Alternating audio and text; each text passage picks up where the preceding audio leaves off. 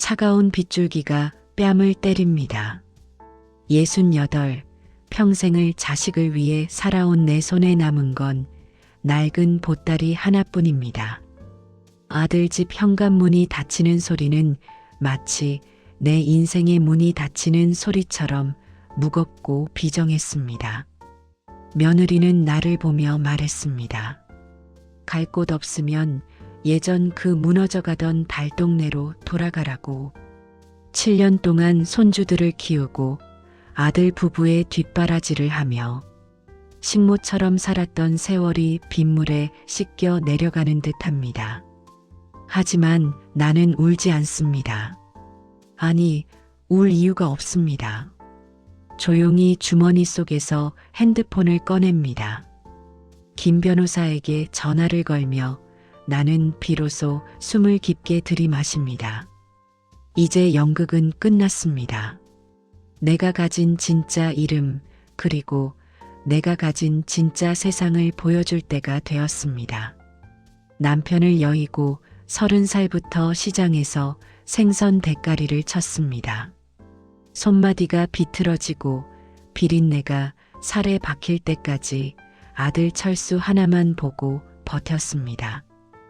아들이 대기업에 입사하던 날 나는 세상을 다 얻은 것 같았습니다. 내 노후를 위해 남겨두었던 30평 남짓한 빌라를 뒤로하고 아들 집으로 들어갔을 때 나는 그것이 마지막 안식처인 줄 알았습니다. 며느리 지혜는 상냥했습니다. 적어도 처음 몇 달은 그랬습니다. 하지만 시간이 흐르자 나는 집안의 유령이 되었습니다. 어머님, 애들 간식에 설탕 넣지 마세요. 어머님, 빨래는 세탁기가 하는데 왜 이렇게 늦으세요? 며느리의 핀잔은 일상이 되었고 아들은 그 옆에서 늘 먼 산만 바라보았습니다. 나는 그저 그들에게 유통기한이 지나가는 무료 노동력일 뿐이었습니다. 내 68번째 생일날이었습니다. 아들 내외는 자기들끼리 고급 호텔 뷔페로 외식을 나갔습니다. 식탁 위에는 편의점에서 사온 5,900원짜리 도시락 하나가 덩그러니 놓여 있었습니다. 밤늦게 돌아온 그들의 대화가 벽을 타고 흘러들었습니다. 며느리는 아들에게 내가 살던 그 낡은 달동네 빌라가 언제쯤 상속될지를 묻고 있었습니다. 재개발 소문이 돌고 있으니 미리 명의를 가져와야 대출금을 갚는다는 계산이었습니다. 아들은 귀찮다는 듯 어머니가 돌아가시면 다 우리 건데 뭘 서두르냐고 답하더군요. 심장이 멈추는 것 같았습니다. 내가 그들에게 준 것은 사랑이었는데 그들이 나에게서 보고 있는 것은 오직 죽음 이후의 잔금뿐이었습니다. 그날 밤 나는 장롱 깊숙이 넣어둔 등기부등본을 다시 확인했습니다.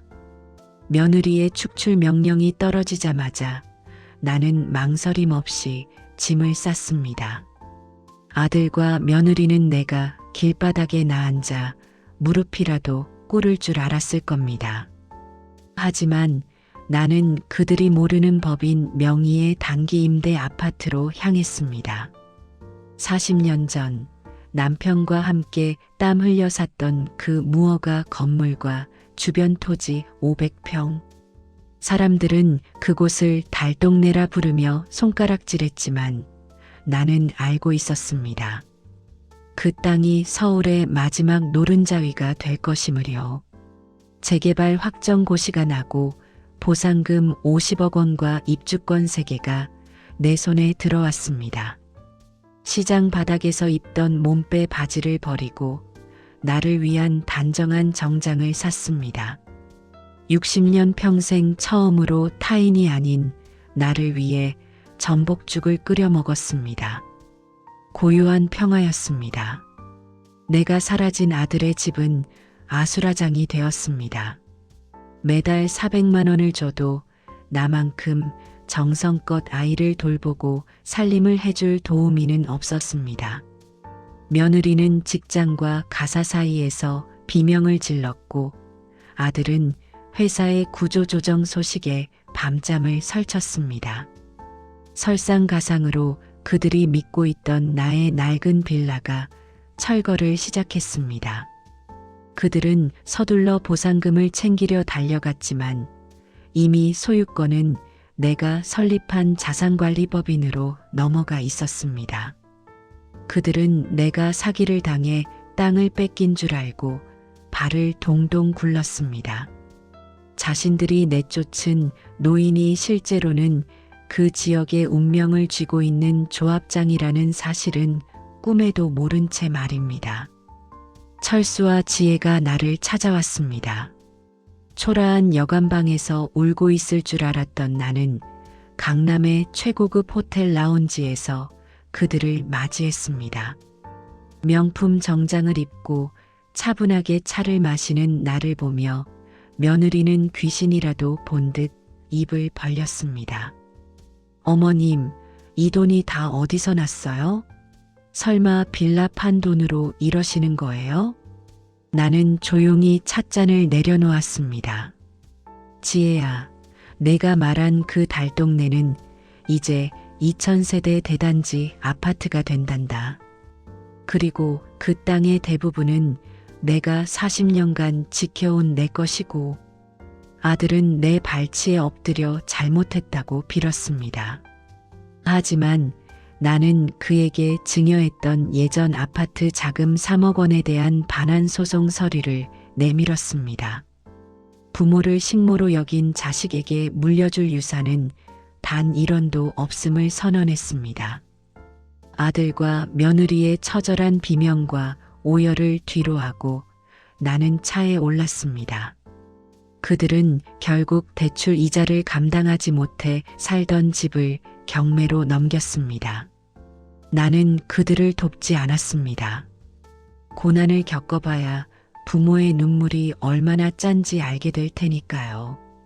대신 나는 보상금의 일부로 갈 곳 없는 노인들이 품격 있게 노후를 보낼 수 있는 실버타운을 짓기 시작했습니다. 누군가의 어머니, 누군가의 할머니가 아닌 이정숙이라는 당당한 이름으로 매일 아침을 맞이합니다. 거울 속에 나는 더 이상 고단해 보이지 않습니다. 이제야 내 인생의 진짜 주인이 된 기분입니다. 자식에게 모든 것을 내주는 것은 사랑이 아니라 자식의 자립심을 죽이는 독입니다. 노년의 재력은 자존심의 마지막 성벽이며 이를 지키는 것은 지혜로운 선택입니다. 가족이라는 이름으로 선을 넘는 무례함은 결코 침묵으로 해결되지 않습니다. 시청자 여러분, 당신의 희생이 당연하게 여겨지는 곳에 머물지 마십시오. 당신은 그 자체로 가장 소중한 존재입니다.